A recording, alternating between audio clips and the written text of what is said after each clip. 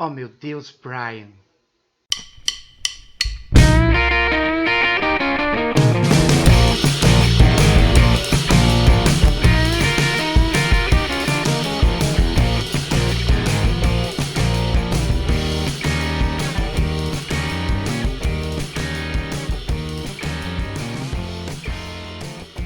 Fala moçada, Ricardinho Bio aqui na área, como é que vocês estão? Vocês estão bem? Galera, comigo tudo ótimo e a gente vai agora para a terceira parte da aula de histologia humana. Na primeira parte a gente falou de tecido epitelial, quem não viu tem aí o vídeo no canal.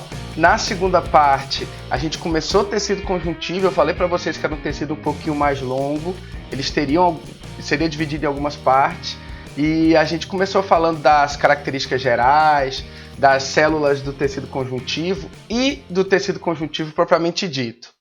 Agora, galera, chegou o momento de falar do tecido hematopoético, do tecido adiposo e dos tecidos conjuntivos de sustentação, o cartilaginoso e principalmente o ósseo. Então abre o caderno, se posiciona direitinho e se prepara, meu amigo, porque agora o bicho vai pegar. Vamos nessa. Vai acontecer. Bom, galera, vamos para os especiais agora. A gente tem aqui o tecido adiposo. O tecido adiposo é um tipo de tecido conjuntivo. Eu queria falar um pouquinho da célula adiposa. É uma célula altamente especializada. Se ela tem uma diferenciação elevada, essa célula a gente vai ter dificuldade dela se multiplicar, tá? Então, nós acreditamos que apenas nos primeiros meses de vida a gente consegue multiplicar o número de células adiposas. Depois, você não aumenta o número de células adiposas. Quando você está engordando, aumentando o teor de gordura corporal, você está aumentando o volume de gordura presente em cada uma dessas células. Então, você aumenta a quantidade de gordura corporal por hipertrofia, né? Aumento do volume celular, não por hiperplasia, por multiplicação das células. O fato de eu ter uma grande gotona aqui, partícula de gordura, de triglicerídeo no citoplasma dessa célula, as organelas e o núcleo são empurrados para a periferia. Então, ela é uma célula em que o núcleo ele é periférico. O tecido adiposo mais comum é formado por essas células que têm uma única grande gota de gordura. Essa gordura é o triglicerídeo, que nos animais ele tem função não só de reserva energética, mas também de proteção térmica, retenção de calor. Muitos animais que vivem em ambientes mais frios eles têm uma camada com esse tipo de célula adiposa e também proteção mecânica, né? De certa forma, acaba protegendo o indivíduo. Lembra dos lutadores de sumô? Eles têm uma grande quantidade de tecido adiposo, não porque eles são desleixados e descuidados com a alimentação, mas porque para aquela atividade esportiva é uma vantagem ter uma estrutura corporal daquele jeito. Pessoal, eu tenho dois tipos de células do tecido adiposo. Deixa eu mostrar para vocês aqui. A célula mesenquimal, que é aquela célula tronco, ela pode se diferenciar em várias células do tecido conjuntivo. Uma delas é o chamado lipoblasto. O lipoblasto é como se fosse uma célula do tecido adiposo jovem. Ela pode originar os dois tipos de células adiposas existentes. O adipócito unilocular, que é aquele da imagem que eu comentei com vocês, que tem uma única grande partícula de gordura, e o multilocular, que tem várias partículas pequenas associadas. A gente pode chamar também isso aqui de gordura branca, amarelada, e aqui de gordura marrom, parda. Existe até alguns hormônios, o GLP-1 é um deles no intestino, que quando ele é liberado em grandes quantidades, ele estimula a transformação do adipócito unilocular em multilocular. Mas eu não queria que vocês se preocupassem com isso, porque eu não vi isso ainda caindo em vestibular. A gente considera essas duas células muito especializadas. Há um predomínio da célula adiposa multilocular em bebês mais jovens, principalmente os recém-nascidos, que não criaram um tegumento ainda, a pele ainda não é bem robusta para poder reter calor. Então, eles têm células cuja principal função não é reservar energia, é produzir calor. Seu amigo que come e não engorda, ele pode ter um número maior de adipócito multilocular do que você, que come uma colher de doce de leite e engorda 1 quilo. Olha o recalque. De qualquer forma, não esqueçam que a função da gordura parda, da célula adiposa marrom, é produzir calor. E o que ela tem de diferente que o adipócito unilocular reserva energia e ela produz calor? Ó, o tecido adiposo branco, que é o clássico, que persiste na fase adulta, que tem a ver com o fato da gente engordar e tal, aumentar de volume corporal, ele tem uma única grande partícula de gordura, então ele é unilocular e a função dele é reserva energética, tá? A gente sabe disso. Provavelmente vocês que estão estudando tecido adiposo já tiveram aulas esse ano de lipídios, mas eu vou colocar no meu canal também videoaulas de lipídios, que eu comento um pouquinho dos tipos de lipídios. Mas um tipo de lipídio presente como reserva energética nos animais é o triglicerídeo. Agora, a gordura adiposa parda, as células adiposas multiloculares, primeiro que elas são mais escuras porque elas têm mais mitocôndrias e vasos sanguíneos, elas são mais vascularizadas. Elas têm um metabolismo mais acelerado. Essas células têm uma proteína chamada de termogenina. A termogenina ela vai impedir a cadeia respiratória lá na mitocôndria na atuação da ATP sintetase, que é aquela última etapazinha que o fluxo de elétrons permite a construção do ATP.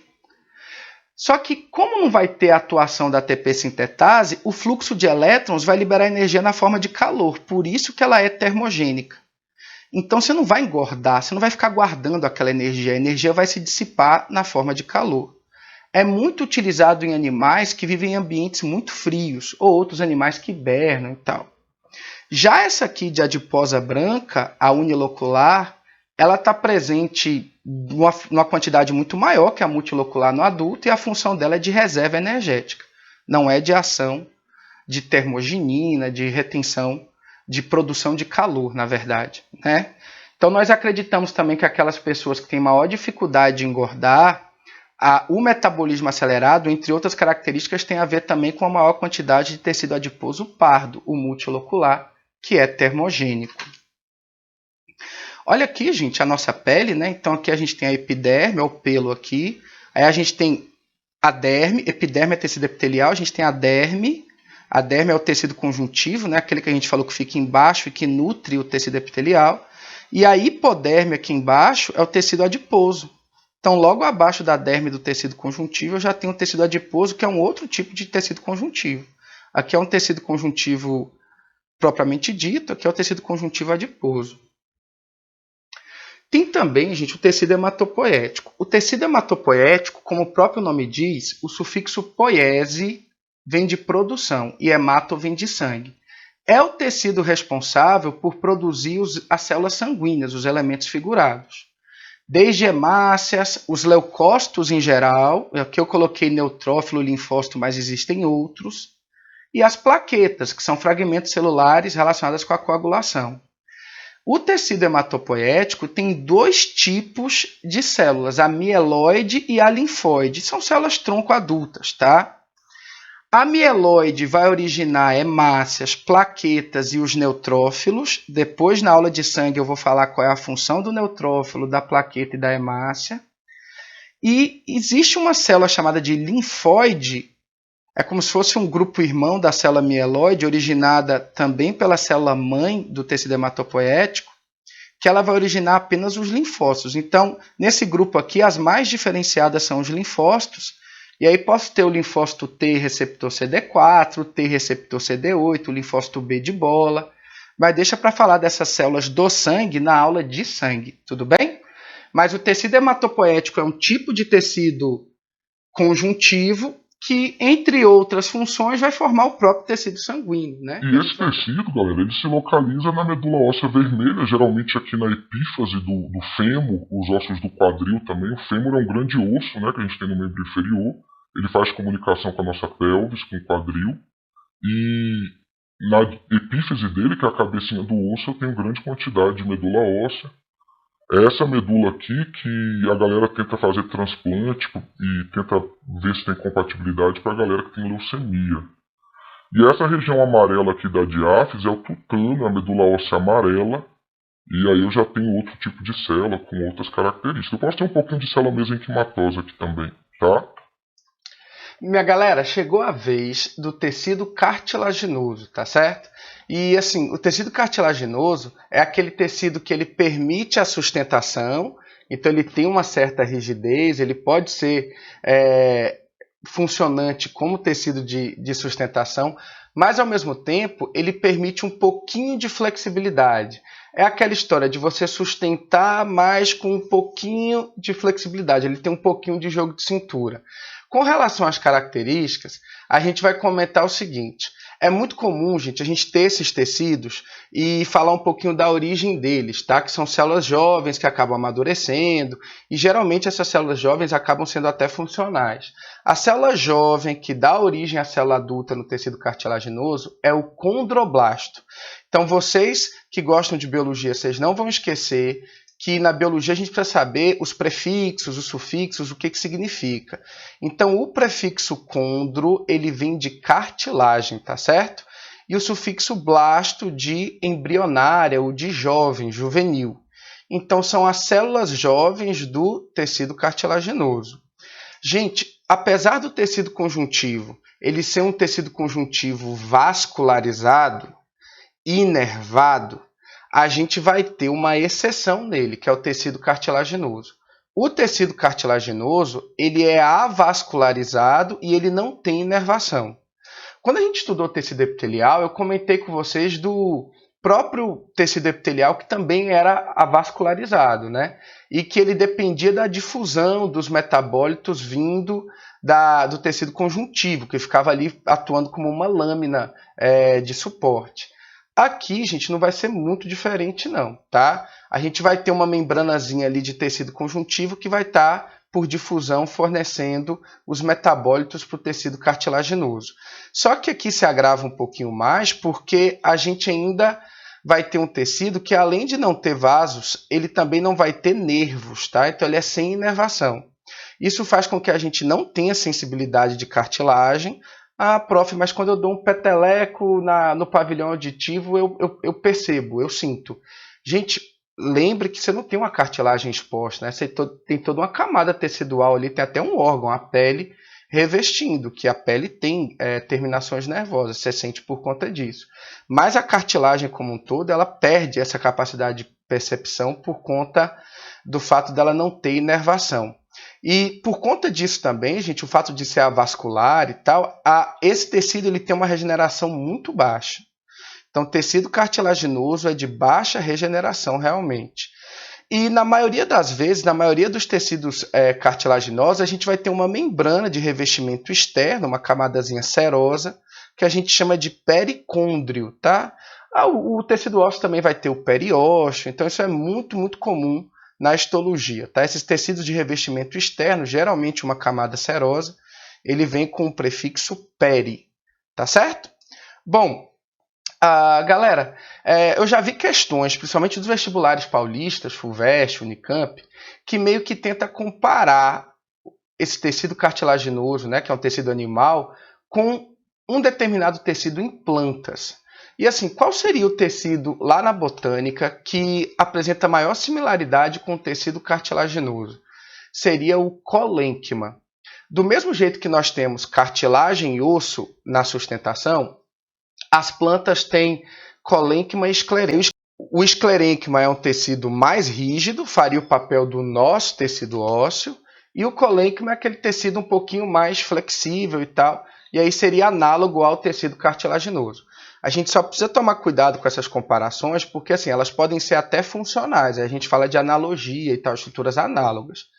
Mas são tecidos assim que param por aí nas similaridades. Lembrem que o tecido ósseo, por mais que ele seja muito rígido, ele é um tecido vivo. E nas plantas, o esclerênquima ele é um tecido morto, né? Então ele tem uma liberação de lignina, ele é um tecido lignificado, e a lignificação acaba matando as células desse tecido. Mas o nosso papo aqui, gente, ainda é de histologia animal. Então vamos continuar falando do tecido cartilaginoso e eu queria seguir com vocês com os tipos, tá, desse tecido. Então vamos lá. Galera, tem uma grande tabela aqui pra gente. Eu vou pedir para vocês assim, gente. Eu não gosto dessa biologia de decorar, tá? Tem algumas características que são importantes e essas vocês precisam saber. Mas elas têm é muito fácil da gente relacionar com o nosso dia a dia. Por exemplo, o primeiro tipo de cartilagem que eu vou comentar com vocês é a cartilagem mais frequente. Então, assim, a mais frequente de todas é essa cartilagem chamada de cartilagem hialina, tudo bem? Ela tem um revestimento externo que é o pericôndrio e, turma, assim, ela tem muito colágeno, tá? Ela tem algumas fibras finas de colágeno ali, predomina-se o colágeno e ela está presente na maioria das estruturas ósseas do nosso corpo. Assim. Então, nas extremidades dos ossos, a gente sempre vai ter uma camada de cartilagem para diminuir um pouquinho o atrito. Essa camada de pericôndrio é importante para facilitar o deslizamento, então alivia as pressões, né, nessas articulações. E a gente também acaba tendo, inclusive, nas extremidades de ossos assim, das costelas, e é aquela cartilagem presente também nas vias aéreas, traqueia, brônquios. Então ela é muito comum mesmo, no nariz, o próprio disco epifisário, né? Então a gente sabe que a extremidade de um osso a gente chama de epífise e a região central dele de diáfise. A gente vai ver isso na aula de tecido ósseo. Mas assim, aquela cabecinha do osso que é a epífise, ela não pode ter contato com a outra cabecinha do osso. Então vocês já imaginam, né, a dor que deve ser. De qualquer forma, a gente tem uma camada ali de cartilagem que ajuda no deslizar, amortece impacto. Ali eu estou falando para vocês, gente, da cartilagem hialina. Então, quando a gente pensa em tecido cartilaginoso, o principal deles, o mais frequente, o mais bem distribuído, é a cartilagem hialina, tá? Então, ela fornece superfície lisa para aliviar os movimentos, né, e facilitar essas articulações móveis, principalmente. Galera, a cartilagem elástica, ela é muito mais flexível, assim, bem mais flexível que a cartilagem hialina. E a gente consegue perceber a presença desse tipo de cartilagem em regiões que realmente têm uma flexibilidade maior. Isso acontece porque a gente, além de ter as fibras colágenas, a gente tem uma grande quantidade das proteínas do tipo elastina, aquelas fibras elásticas. Então, predomina-se um pouquinho mais a elasticidade. A gente tem na própria epiglote, para quem não lembra, a epiglote é uma válvulazinha que fica acima da abertura da laringe e essa válvulazinha controla a passagem de ar e de alimento. Lembre que a faringe é um órgão comum tanto ao sistema digestório quanto ao respiratório. Então, o bom funcionamento da epiglote depende, além da musculatura envolvida, também dessa cartilagem. A própria orelha nossa, é o que a gente chama de orelha, que é esse pavilhão auditivo externo, também tem cartilagem elástica e a própria tuba auditiva, que é um canal de comunicação com a faringe de estruturas do sistema auditivo, tá? Então, é um canal de comunicação lá do sensorial com a própria faringe. Bom, ela consegue sustentar, mas ao mesmo tempo ela também vai mantendo a forma. E predomina-se nesse tipo de cartilagem a elasticidade. Bom, turma, aí eu tenho outro tipo que predomina a rigidez, tá? É como se a hialina fosse o meio termo e a mais frequente, a mais equilibrada. A elastina, a elástica, é aquela que é mais flexível. E a fibrosa, que é o último tipo, é aquela mais rígida mesmo. Então, a gente vai ter ela nos discos das vértebras, e é importante que eu tenha uma rigidez, tá? Por mais que amorteça impacto, é importante que a estrutura seja rígida. Além disso, eu tenho também no joelho, no menisco, aquele complexo ali de articulação do joelho. E vocês sabem, gente, que para a nossa espécie humana, essa foi relativamente recente a história evolutiva, né? A mudança nos primatas da posição de quadrúpede para bípede, e a gente ainda carrega problemas com relação a essa mudança. Quem não conhece, né, ou quem não tem aqui, ou já não teve algum tipo de problema de joelho e problema de coluna, né? Isso tem uma relação direta com o fato de nós ainda sermos descendentes recentes dessa transição da posição quadrúpede para bípede, e a gente ainda está aperfeiçoando essa posição. Então, nessas regiões aí que eu tenho muita pressão, eu preciso de uma cartilagem um pouquinho mais rígida, é a cartilagem fibrosa. E aí, gente, eu não quero aliviar, diminuir atrito para facilitar deslizamento nesse caso. Então, ela não tem aquela camada de revestimento de pericôndrio, tá? Então, é um tipo de cartilagem que não tem o pericôndrio, porque eu quero mesmo que ela fique ali amortecendo, mas eu não quero facilitar nenhum tipo de deslizamento, tá certo? Bom, ainda falando de cartilagem, eu queria mostrar para vocês alguns exemplos, ó. Olha aqui, né, a cartilagem da extremidade dos ossos, né, a cartilagem hialina. Então tem essa parte aqui com membranazinha para deslizar, facilitar a movimentação, típico de articulação móvel. Aqui a gente já tem a da traqueia, né? Traqueia e os brônquios, lembrem, né, que fazem parte das vias aéreas. Pavilhão auditivo, já predomina aquele tipo de cartilagem elástica. Aqui a gente tem os discos, né, intervertebrais, então a gente tem alguns exemplares aí para vocês. Aqui já é cartilagem mais fibrosa, né, gente? Aqui do joelho e tal.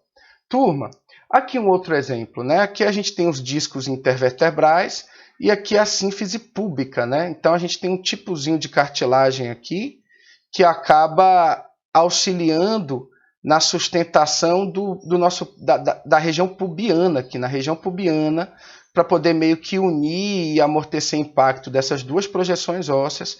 Eu tenho essa cartilagem chamada de sínfise púbica. Ela também faz parte do tecido cartilaginoso fibroso, aquele que é mais rígido. Galera, o papo agora é tecido ósseo, tá? A gente vai ficar a maior parte do tempo falando dele. Como característica geral, a gente continua tendo a sustentação, que já era promovida um pouquinho pelo tecido cartilaginoso, só que predomina agora a rigidez, a resistência. É um tecido muito, muito rígido, mas as funções do tecido ósseo, elas transcendem simplesmente a função de sustentação. É um tecido que ele se mantém ainda a presença de vasos sanguíneos, então, enquanto o tecido cartilaginoso ele é avascular, o tecido ósseo ele é vascularizado, e se ele é vascularizado e ele precisa ser vascularizado para que ele tenha um processo de regeneração significativa, e ele tem, ele é um tecido inervado. A gente sabe que as fraturas ósseas, as lesões nos ossos, elas vêm acompanhadas de uma dor muito forte, isso porque a gente tem uma boa percepção ali, a gente tem uma grande quantidade de terminações nervosas, ele tem uma boa capacidade regenerativa, eu já comentei com vocês. Além disso, galera, ele tem uma membranazinha de revestimento, enquanto no tecido cartilaginoso essa membrana era chamada de pericôndrio, aqui essa membrana é chamada de periósteo, tá? Então esse prefixo peri, ele vem para a gente como estrutura de revestimento externo. A gente vai estar falando lá das camadas serosas que acabam revestindo os tecidos. Vamos falar um pouquinho da anatomia do osso? Turma, a gente tem aqui na periferia óssea a epífise, tá? O que a gente chama de cabecinha do osso. E essa grande região central, a gente tem a diáfise. Existe um osso longo que é o fêmur. Na diáfise do fêmur, a gente vai ter uma grande quantidade interna de tecido adiposo, que é o tutano, a medula óssea amarela. São células adiposas especiais. E na cabecinha do fêmur, que aí eu vou ter uma característica mais esponjosa, aí eu vou ter aquela medula óssea vermelha, que eu tenho uma série de células-tronco que vão originar as células dos tecidos conjuntivos como um todo, inclusive as células do sangue, os elementos figurados. Quem tem leucemia, por exemplo, faz aquele transplante e eu já comentei isso com vocês aqui, né? Faz o transplante da medula óssea vermelha, que fica na epífise óssea, tá? Não na diáfise. Pessoal, com relação às funções, né? A sustentação, a gente já nasce meio que aprendendo que o tecido ósseo ele é um grande tecido de sustentação, por conta da sua rigidez, ele mantém muito a sua forma. Agora, ele, por ser um tecido de revestimento, ele também protege, tá? E aí eu posso dar alguns exemplos para vocês de partes ósseas que funcionam como estrutura de proteção. A gente tem a própria caixa craniana, que protege a massa nervosa, que é o encéfalo. E aí lembra que eu tenho aquele plano membranoso, que é a meninge, eu tenho o plano ósseo revestindo externamente. E aí esse revestimento externo também funciona como elemento de proteção. Então o crânio protege o encéfalo, assim como a coluna vertebral protege a medula espinhal. Então não é muito difícil a gente imaginar que existem ossos que nos protegem. As próprias costelas, que protegem as estruturas das regiões torácicas. A gente tem a cintura escapular, né? As escápulas, antes a gente chamava de omoplata, são placas ósseas que a gente tem aqui no dorso. Nessa imagem aqui, ó, de um primata, a gente consegue observar, ela tem como grande função também a proteção dos pulmões, então é uma estrutura óssea de proteção. Uma outra função que se destaca é o fato de eu conseguir armazenar íons, principalmente o fosfato de cálcio, que talvez sejam os minerais mais presentes nesse tecido. Lá na química, o pessoal chama também o fosfato de cálcio de hidroxiapatita. A gente depende do fósforo, do cálcio, em outros tecidos do corpo. Só que é importante ter um ciclo que, inclusive, é regulado por hormônios. A gente tem aí a calcitonina, o paratormônio, que acaba regulando a quantidade desses íons que ficam no sangue ou no tecido ósseo. De qualquer forma, a gente usa o tecido ósseo como estrutura de armazenamento desses íons para que, em um momento de necessidade, a gente consiga liberar para a corrente sanguínea. Óbvio, esse controle todo é feito por hormônios específicos, tá? Então, principalmente a hidroxiapatita, mas também existem outros íons. Quando eu falo que o tecido ósseo ele é um agente de locomoção, eu não estou falando nenhum absurdo, não. Ele é. Só que ele é responsável pela locomoção passiva. O que eu quero dizer com vocês com relação a isso? É que, assim, ativamente, quem é responsável pela locomoção é o tecido muscular.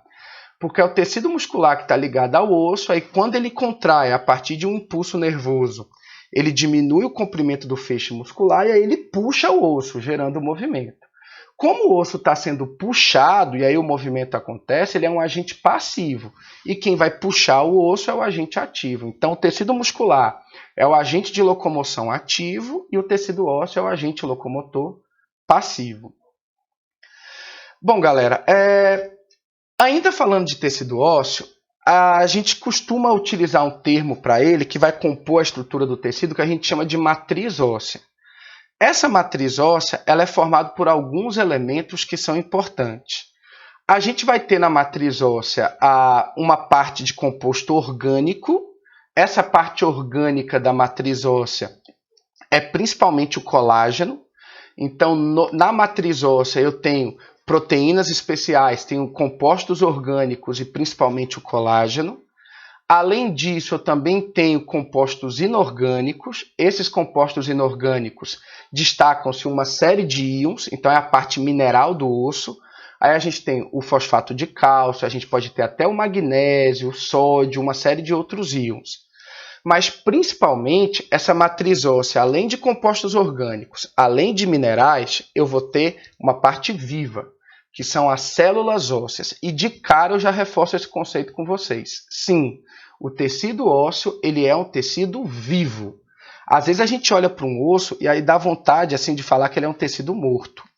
Mas não, as células ósseas são células vivas.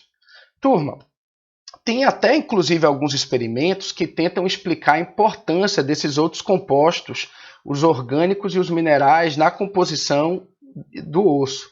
Só para vocês terem uma ideia, a gente pode colocar estruturas ósseas assim, mergulhadas numa solução de ácido acético, tipo vinagre. E a gente fica trocando esse vinagre aí, e a partir dos dias, o que o vinagre vai fazer? Ele vai começar a desmineralizar o osso. E quando ele tirar esses minerais do osso, o osso vai até manter a sua forma, só que ele vai ficar bem flexível, como se fosse um osso de borracha. Então, a gente consegue comprovar a importância dos minerais no tecido ósseo para rigidez. Beleza, até aí tudo bem. Só que aí tem uma outra coisa. Existe um outro experimento que você pode ficar assim, fervendo o osso, e aí depois você coloca no forno para ele se desidratar, e aí você faz o contrário, você mantém os minerais, só que aí você vai acabar perdendo a parte orgânica, o colágeno. E quando você faz isso, o osso fica todo quebradiço, assim, ele perde a forma, ele se desintegra facilmente. Para vocês verem a importância dos compostos orgânicos, do colágeno em si, na forma da estrutura óssea, tá? Bom, vamos falar um pouquinho da parte viva do osso, que são as células ósseas? Gente, a gente vai manter aquele padrão, tá? A célula jovem termina com o sufixo blasto, a célula mais madura vai terminar com o sufixo cito, e eu vou introduzir uma terceira célula aqui, que na verdade ela é derivada do monócito do sangue, ela é um macrófago especial. E aí eu disse na aula passada que os macrófagos eles tinham nomes diferentes a depender dos tecidos que eles se localizavam, né? E aí quando é no tecido ósseo, esse macrófago que faz fagocitose, ele acaba sendo chamado de osteoclasto. Bom, vamos falar um pouquinho dessas células. Olha o desenho delas aqui. Aqui eu tenho, gente, os osteoblastos, são grandes células funcionais desse tecido. Deixa eu voltar rapidinho para vocês. Além dele, eu tenho os osteócitos. Vocês conseguem perceber os osteócitos pelo menor volume citoplasmático e por essas projeções aqui que eles têm, essas ramificações. E aí a gente tem também os osteoclastos, né? Os osteoclastos nada mais são do que macrófagos do tecido ósseo e destaca-se também a função fagocitária. Já já eu vou falar para vocês em que momento que ele vai fazer fagocitose e com que intuito. Bom, turma, tome cuidado porque assim, as células que mais caem no vestibular são essas duas da extremidade, os osteoblastos com B de bola e os osteoclastos com C de casa. E elas apresentam inclusive funções antagônicas. Os osteoblastos são células responsáveis pela construção da matriz óssea. Então são células que vão produzir aquelas proteínas que são os colágenos, vai produzir também, vai ajudar no armazenamento de íons, então a parte de mineralização óssea vai depender da ação osteoblástica e em geral, gente, o osso vai ganhando forma, comprimento, espessura a partir da ação osteoblástica. Aí está bem claro para a gente. Ela ajuda então na construção da matriz óssea. Já os osteoclastos, eles vão fazer exatamente o contrário. Eles vão destruir a matriz óssea. Aí vocês devem estar pensando assim, professor, por que o osso vai querer se destruir? É porque, turma, o osso ele é uma estrutura que ele está em constante remodelamento. Então, para o osso remodelar, é comum a gente ter um ciclo das estruturas mais velhas serem destruídas e a gente construir, abrir caminho para que novos osteoblastos construam novas matrizes ósseas. De qualquer forma, gente, quando eu tenho uma ação osteoclástica evidente, é aquela ação que me permite tirar os minerais do osso e jogar no sangue. Aí a gente vai lembrar lá do sistema endócrino. Vocês lembram que existe um hormônio que é produzido e secretado pela paratireoide, que ela vai lá no osso e retira os íons e devolve para o sangue, tá? Então, esse hormônio é o paratormônio. No paratormônio, o que a gente vai ter é uma ação de predomínio no tecido ósseo da função osteoclástica. Então, quando eu tenho a liberação de paratormônio, o que o paratormônio vai estimular no tecido ósseo é o predomínio da destruição da matriz óssea, da ação osteoclástica. Então, a ação osteoclástica ela depende de um estímulo que é a liberação do paratormônio.